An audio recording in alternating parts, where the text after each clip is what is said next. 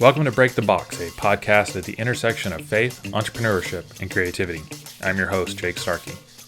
The goal of this podcast is to tell the story of other Christian entrepreneurs and creatives and encourage you to break out of whatever box is holding you back. If you're a first-time listener, I encourage you to subscribe on Apple Podcasts, Spotify, or wherever you get your podcasts. Also, Season 2 is coming soon, and we're excited to bring more of these to you on a regular basis. Today's guest is Jason Culverhouse, who, along with his wife, owns Urban Eve and Free Roots. Jason and I discussed making career changes, transactional versus transformational leadership, and what it means to take the next best step. Here's my conversation with Jason Culverhouse. Thank you for joining me, Jason. Let me start off with your job title. On your website, your job title is Owner and Inspiration Giver. That is a great job title. Can you tell me why? It's really funny. We decided we would need to come up with some really creative job titles. And if you ever look at the job titles in the TOMS organization, they're a lot like that. Like, shoe giver, head shoe giver, and inspirational guy. And there's all these really cool titles. So in our company, and even in our nonprofit, my wiring is just that. I love to see people inspired and grown and pushed to the next level. So it just made sense. There's a lot of things that it could have been, and my role has definitely changed. And maybe it's not real specifically geared to describe what I actually do, but that's the heart of what I do. Speaking of your job title and things like that, you're the owner with your wife of Urban Eve and Blue Roots. And Free Roots, and we'll get to that in a second. Okay. But basically, Urban Eve and Blue Roots are salons. Mm-hmm. You got 5 of them? Correct. A couple of things with that. How did you decide to divide that up? How did you decide to make it 2 companies instead of 1? What kind of was your thought process behind splitting that? Our very first salon, when we realized it was going to be successful, then we had the choice. We have so many girls that are wanting to come work for us. We have an opportunity to expand. At that point, we had no concept about how far we might expand. We just thought, we're going to have this little salon, it's going to be great. And it started growing, so it's like, well, we can expand now. So naturally, we didn't want to go too far.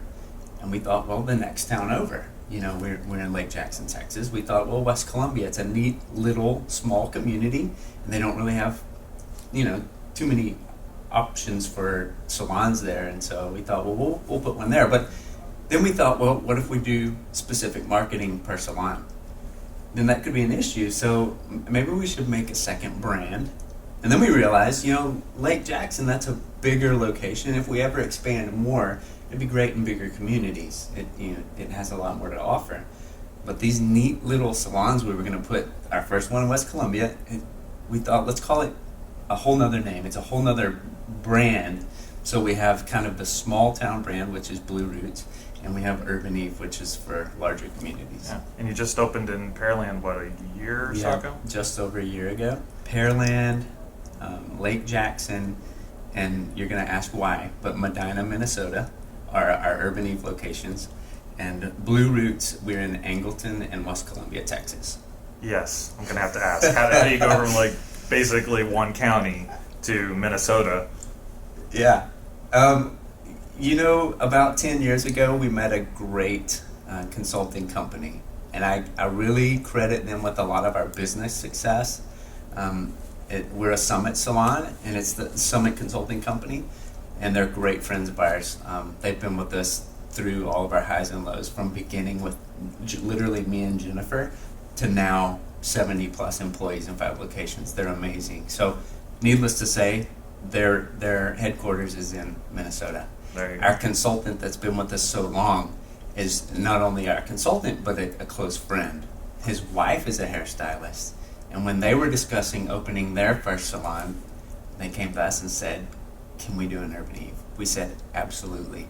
If we trust anyone, it's you, because, our friend, you helped us build this. Right. You helped us shape brand. it. You know us. You know our heart. And so, I love saying, we have a location in Medina, Minnesota, and people's faces just, what? Yeah. But that's the backstory. But that's awesome. It's great that you were able to find a partner for the consulting to kind of help you shape it. But you also have another partner, your wife.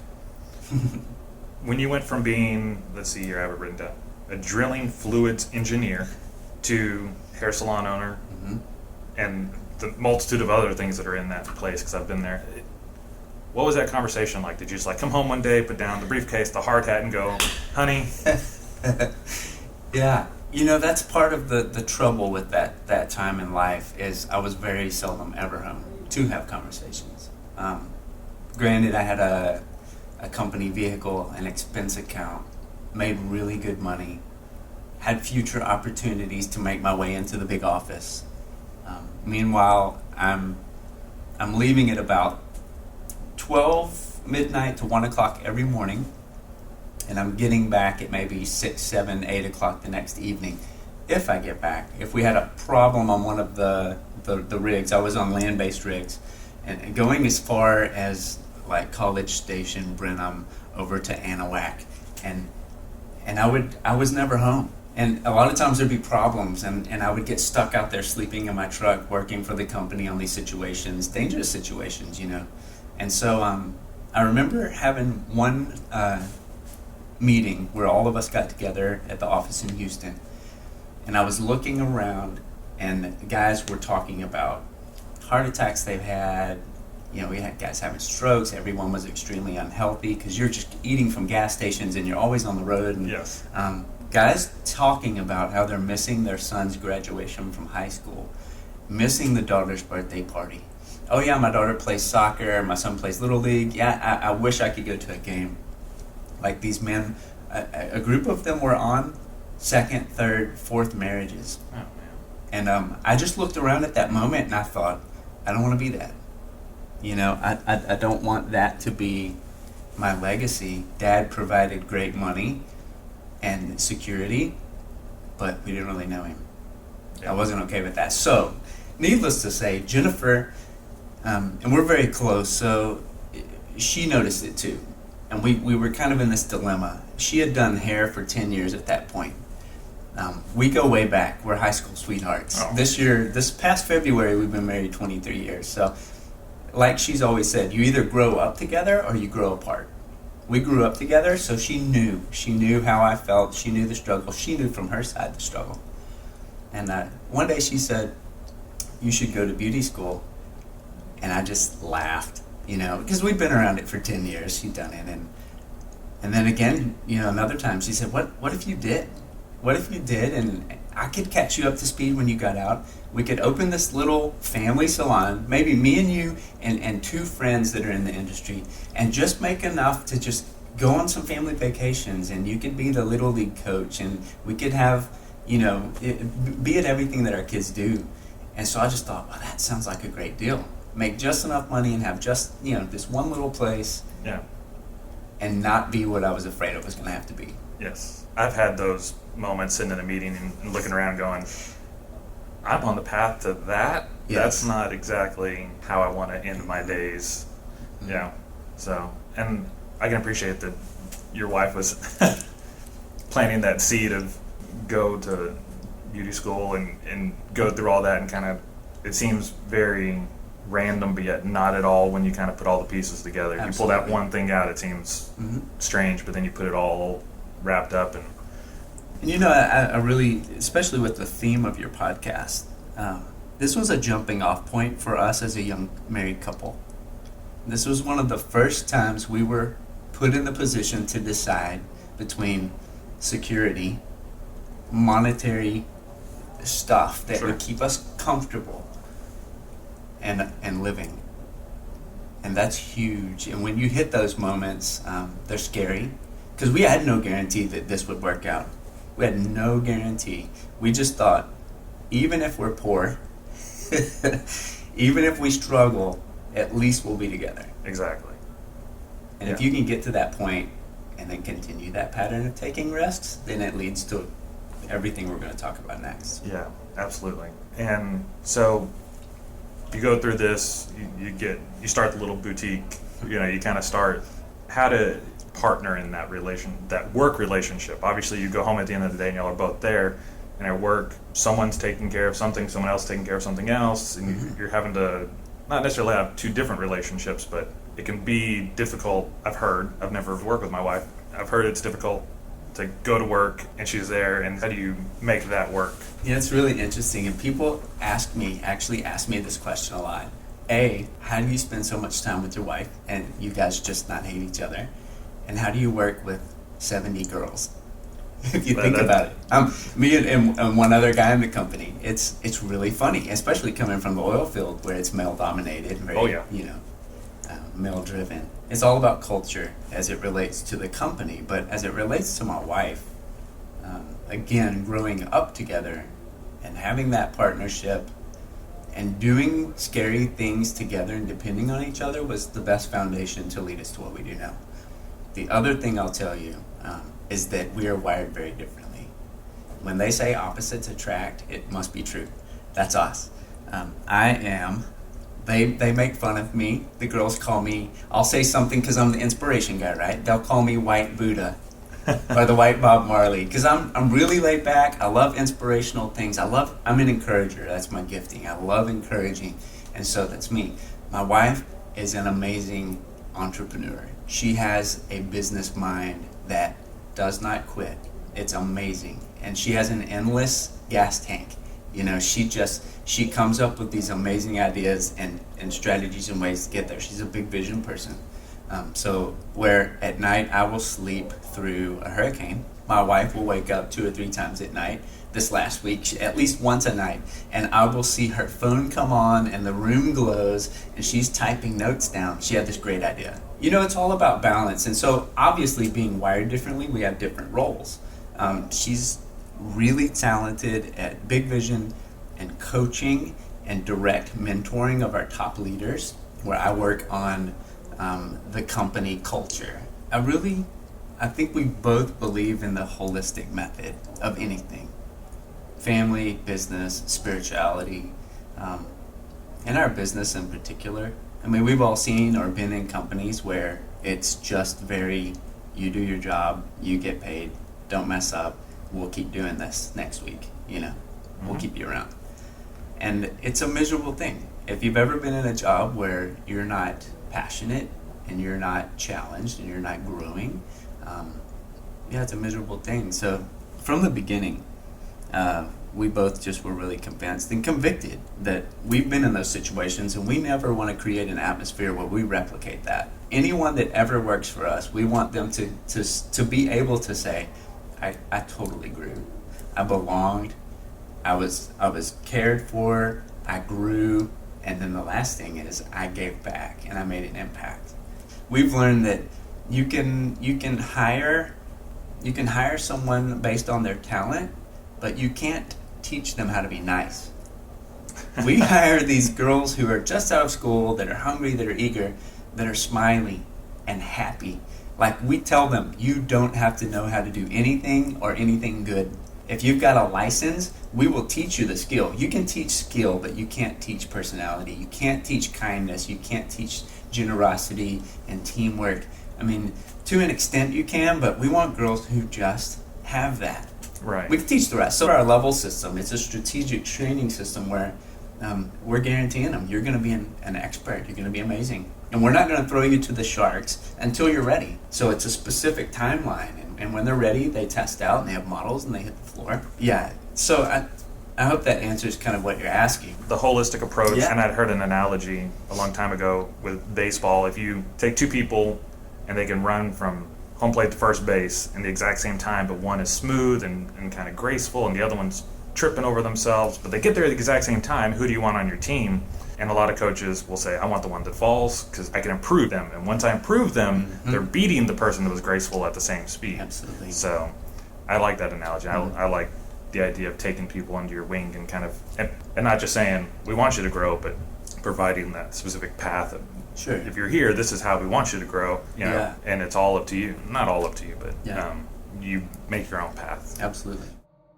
Hey, I wanted to take a quick moment and tell you a little bit about Battle Cry Revival Marketing, the producer of this podcast. We believe that when businesses have quality marketing, it gives business owners the freedom to focus on what they do best. We design websites, produce videos, and create marketing materials to help our clients grow their business. Find out more at battlecryrevival.com. Now back to the show.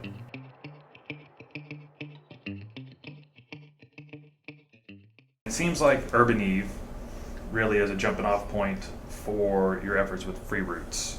Can you kind of explain what Free Roots is? Sure. Free Roots is a nonprofit organization that we started, and we specialize in vocational hair training for victims of sex trafficking or those who are at a super high risk of being exploited. And so we operate in Phnom Penh, Cambodia, Mumbai, India, and Houston, Texas currently, and really talking seriously with a potential partnership in Costa Rica. Oh, wow. Yeah. And so when you say vocational, if I understand it correctly, what Free Roots' goal is take these girls, get them out of the situation that they're in, and then give them a trade, basically, to be able to provide for themselves so that they can move on and out and get away. How did this idea get into you and your wife's head to do this? You know, sometimes when I feel when I tell our story, it sounds like everything's just always worked out. Even though we've made some scary decisions and choices and risky, but it's always worked. It hasn't. There was a time in our younger married years where, it wasn't great and some things went wrong and, it was hard. There was a point where right out of high school, I'm backing up quite a bit here. Right out of high school, I was a youth minister for 10 years. Burned out of ministry, some things happened. It was just really bad. It was really hard being young married, and I just remember that point where everything fell out, and I was questioning everything.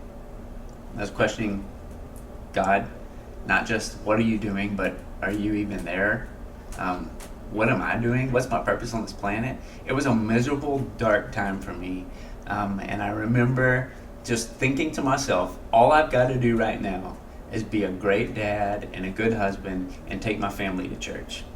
Maybe my time's over. Maybe I've blown it. Maybe the best I can possibly do now to salvage my life is just to get them to church. And I survived like that for a handful of years, just doing the best I could. I remember Jennifer turned to me at church one day. Bono from U2 was on the screen, which we were like, wow, they're showing Bono at church?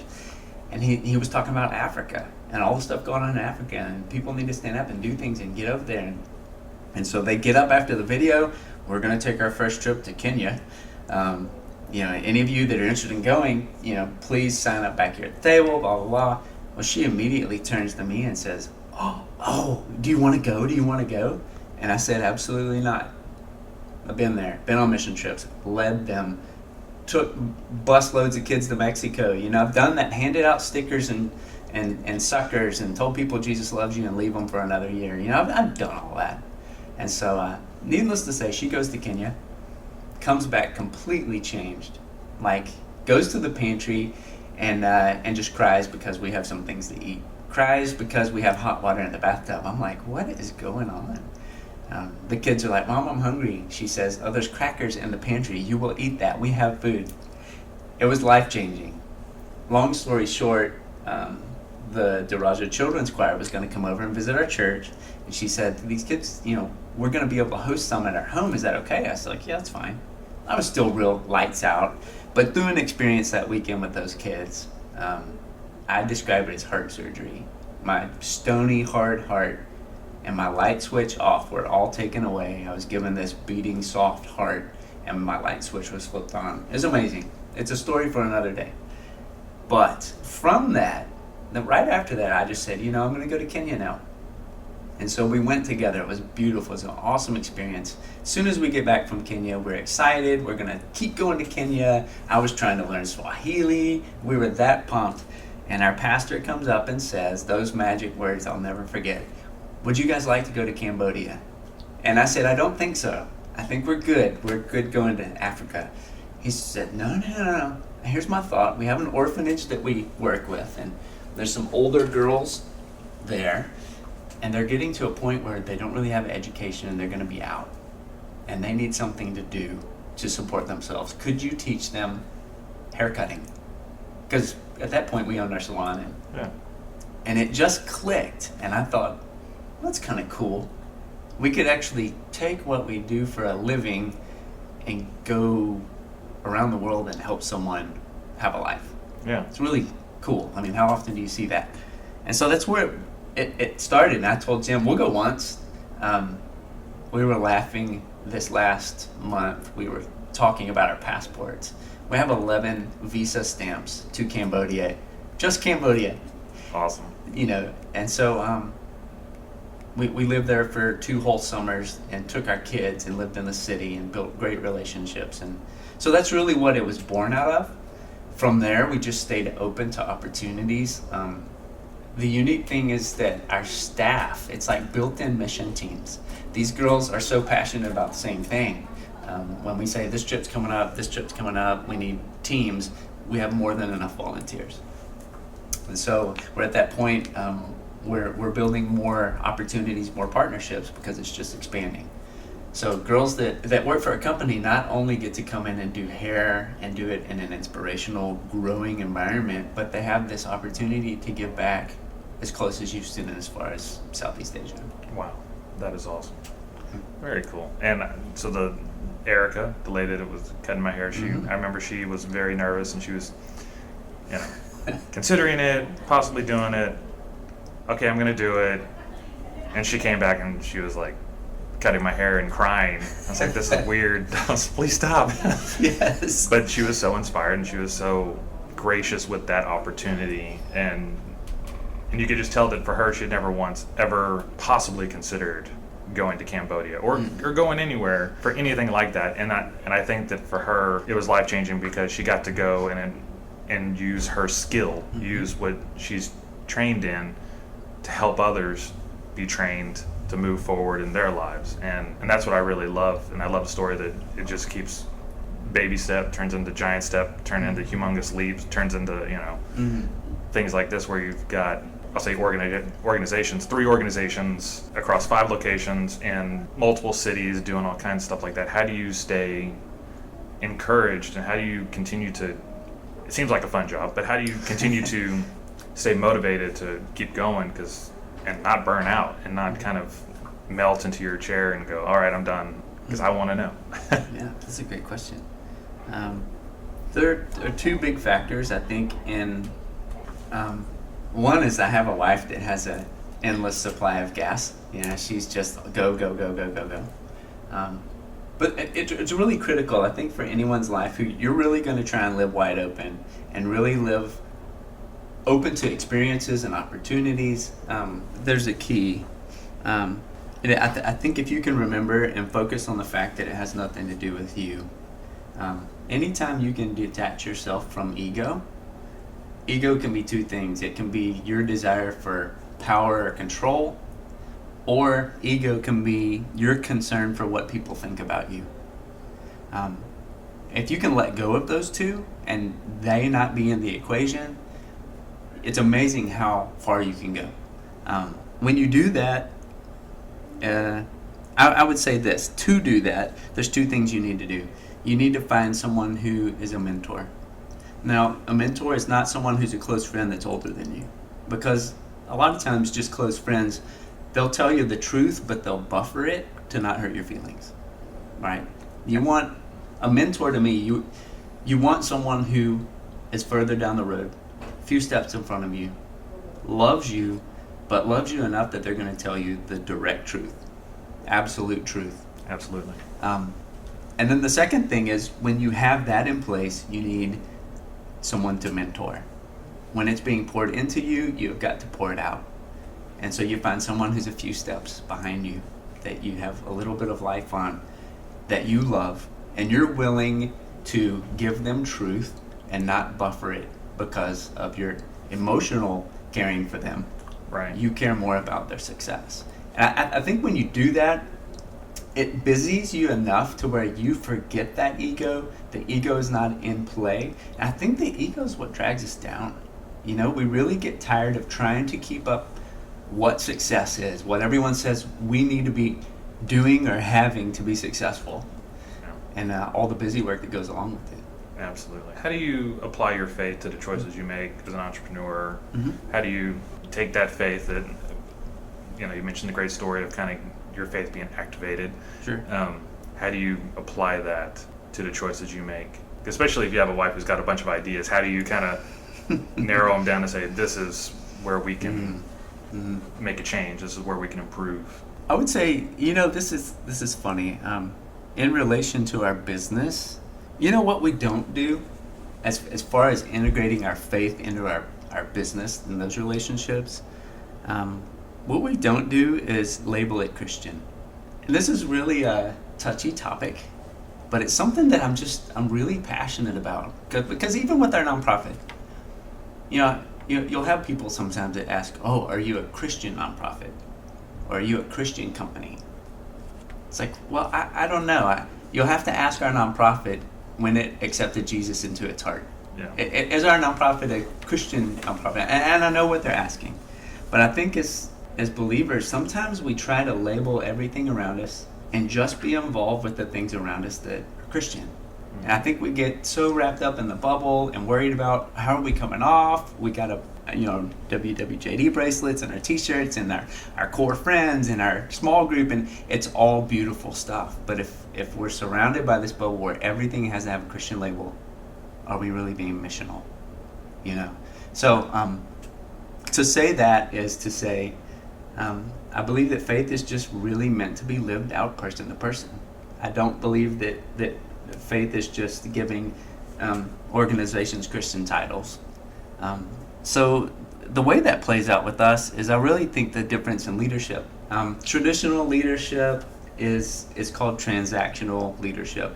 And in an organization, what that looks like is, welcome, Jake, your first day on the job. Here's your desk.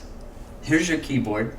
That piece of paper has numbers. You put them in the computer, and then I'm going to come by and check on you. At the end of the week, if you've done that well, then I'll be cutting you a check, and we'll do it again the next week. And so what that builds is an atmosphere of tension for you. Even though I've given you the things to do and given you simple tasks and told you how to do them, I'm going to be policing you.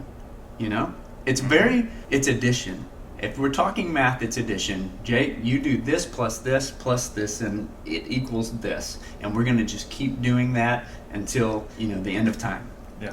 And it works. It's a business model. It's a leadership model, and it works. But I think when you start adding in our faith as Christ followers, that turns into transformational leadership. Now, think about math. I said transactional leadership is addition. Think of a plus sign. What happens if you turn a plus sign on its side? It becomes an X, multiplication. Mm-hmm. When you go into a transformational leadership role in your organization, it looks like, welcome to your first day. Here's all the stuff you get to do. Obviously, by wanting to work here, you're passionate about what we do. This is your playground. I'm your leader. I'm a few steps ahead of you. And my goal is not to police you, but to watch you just explode and grow and enjoy your life. Transformational leadership, rather than just policing someone to do simple tasks, it says, I want you to learn and explore. I want you to have freedom to think critically, to really think things to an end, to think big, to think of opportunities, to look for ways to impact other people. And more than just to sit there and do a great job and be policed, I want you to feel a greater calling to the group, right. And Yeah. so, and that's, it sounds simple. Yeah, it's two leadership models, but it's because of faith. It's bringing those along that aren't as many steps ahead as we are, I think that's a great analogy for how you go about your business, and also Right. I think the way you live your life. Again, jokingly say Facebook stalk, but I watch your life being lived out, Yeah. and your family is obviously very important to you. Your son, you built in the bandwidth to be able to bring your son to school in Houston from Right. Freeport. First of all, I know a lot of parents that wouldn't do that, period. Sure. And it's one thing to provide an opportunity, and then I think it's another thing to provide an example. Mm. And I think that you're really providing a good example for others, for your family, about how to live a full life, not just a life where there's a clock to punch. Mm. I see your pictures and stuff, and I can tell that you and your wife get along very well with the different things that y'all post. Y'all have a very unique sense of humor, and I love it. And I really enjoy seeing that kind of played out in your life and in your business. And is there anything that you kind of think of to wrap it up? I have some questions that I ask everybody, but I will wrap it up with this. I feel like the other day, and we're not those really amazing, like always talking about scripture in our home. We're normal people too, but the other day Jennifer brought up, she said, it's really interesting. I was reading about when Jesus was questioned about the blind man that he healed before healing him, and he was questioned, whose fault is it that he's blind? Was it his parents? Was it him? Who did something wrong? And she said, it's really interesting that happened before, that the whole healing thing came about, but that those questions were dealt with. And I think that's just really life. Sometimes with life, and especially if we try to orchestrate it or engineer it, we just try to do addition. This plus this plus this is going to get me this, and I'll do it again tomorrow. But in that model, pretty much every time Jesus encountered people, he could have just touched them. Okay, you're blind. Boom, touch you. You're better. Now just go spread the word. Thanks. Have a good day. We'll do it again tomorrow. That'd be transactional, but he was transformational because he spoke to the emotion. Here's the question you're struggling with. And even though he knew what the question was going to be, he'd still ask the question, what is it you'd have me do? What is it that you need? What is it that you're thinking about? And he would deal with the human, with the person, and then he would deal with the situation. Right. And to me, that's just, to wrap everything up, I just think that's it. Seeing people over your ego, seeing opportunities to just love and serve. Our business philosophy, our mantra, and it's painted on, it's on chalkboards in all of our salons. It's we make people feel beautiful from the inside out by using our gifts and talents and passing it forward through future leaders. I mean, it doesn't start with success or accomplishing or being good at your craft. It's just making people feel beautiful from the inside out and then passing it on to another generation to do the same thing. I really appreciate you taking the time to come and sit down with me. A couple of questions we kind of used to wrap up. What gets you out of bed in the morning? Coffee gets me out of bed in the morning. Living down in southern Brazoria County, really close to the ocean, gets me out of bed in the morning. Really? I love it. Just outside, the beauty of water. But on a serious answer to that question, my wife and my kids. I mean, I look forward to spending time with them daily. They're my life. What would you say to someone who has a business idea and where do I begin? When someone comes to you and says that? The greatest bit of advice I've ever been given is take the next best step, I think we live in a world where good intentions, it's crazy how many people have these great ideas and great dreams, great callings even, but there's so many good options that they make selections from the good category and not the great, And it's not that the danger is not failing or not starting, it's just picking mediocre. So for me, it's if you want to start, you want to do something, you want to really live an open-handed life, as we would call it, stop. Okay, regardless of whether the last decision flopped or flew, stop right now and say, okay, next decision, I'm going to make the best decision I can. What's my next best choice? And then do that. And then look from that horizon. What's my next best choice? Do that one. I know it sounds really organic and hippie, but it kind of works. You really stay open to what's important, and you kind of have to get past the past. Yeah. One of the things we do at work is we have this idea of, based on all the information that I have, what's the best decision? And I see that same thing based on no matter what flopped or flew, but here's the information that I have at this point, this day, this moment in my life. What's next? Yeah. And I agree. I think that's a great way of looking at it. It goes, I promise you, everything ties into this transactional versus transformational. Transactional, doing addition, you're going to look at a short arc, a short timeline.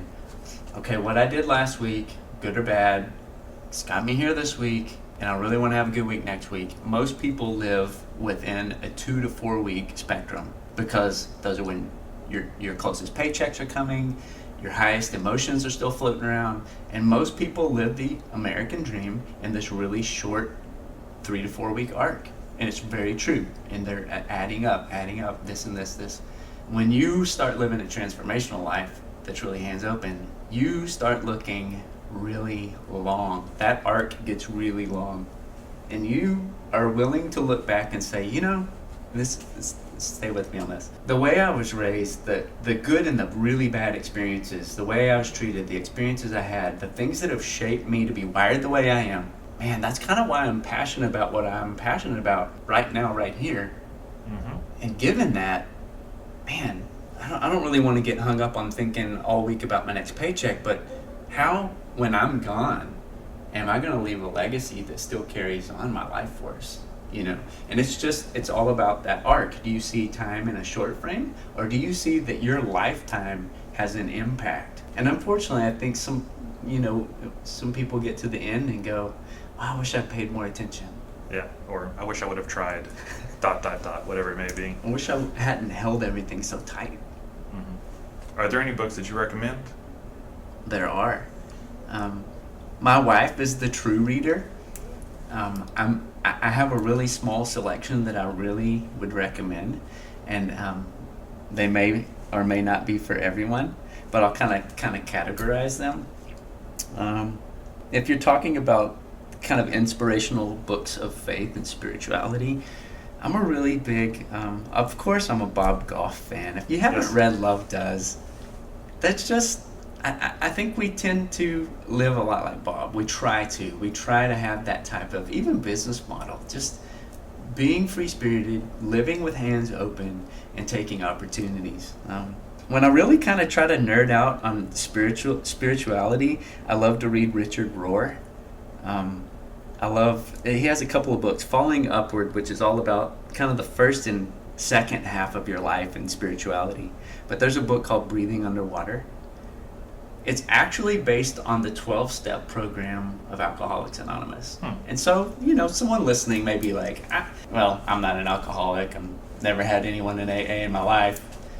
But the beauty is he shows the spiritual truths as they relate to the steps in Alcoholics Anonymous and how that plays into everyone's lives. And when you get to the gist of the book, it is, we're all addicted to something.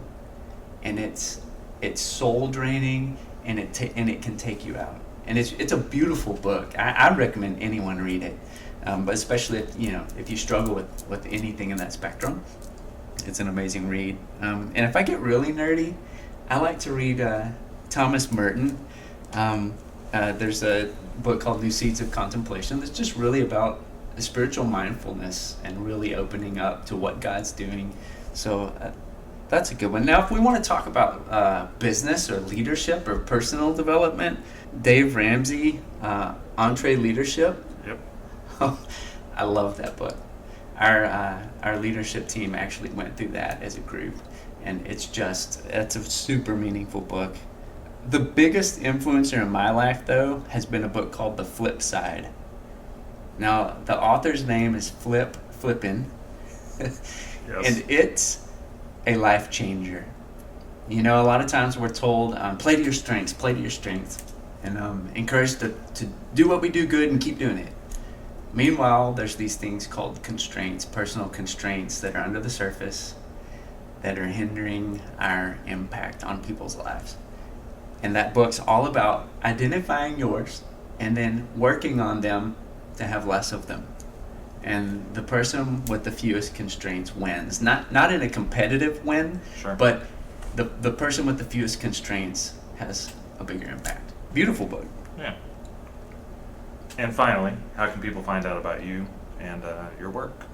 Well, people can find out about us if they'd like to look more into what our company's like and our culture. They can look us up at myurbaneve.com. And if they'd like to know more about our international work and our nonprofit stuff, that is freeroots.org. I like to always make the offer, if someone hears us or meets us and they want to know more or want some advice or just some encouragement, I say look us up on Facebook. Connect with us on Instagram. Whatever your social media of choice is, I just give people that option also. thank you so much for coming in. I appreciate it. I'm sure that the people listening are going to get a bunch of great information out of it, because I know I did. Thank you for everyone for listening. God bless, and we'll see you next time. Thanks for tuning in. Break the Box is available on Apple Podcasts, Spotify, or wherever you get your podcasts. If you'd like to help us out, a review would be greatly appreciated and is honestly the best way to help the podcast be heard by others. This podcast is produced by Battle Cry Revival Marketing and hosted by Jake Starkey. For show notes, visit battlecryrevival.com/podcast.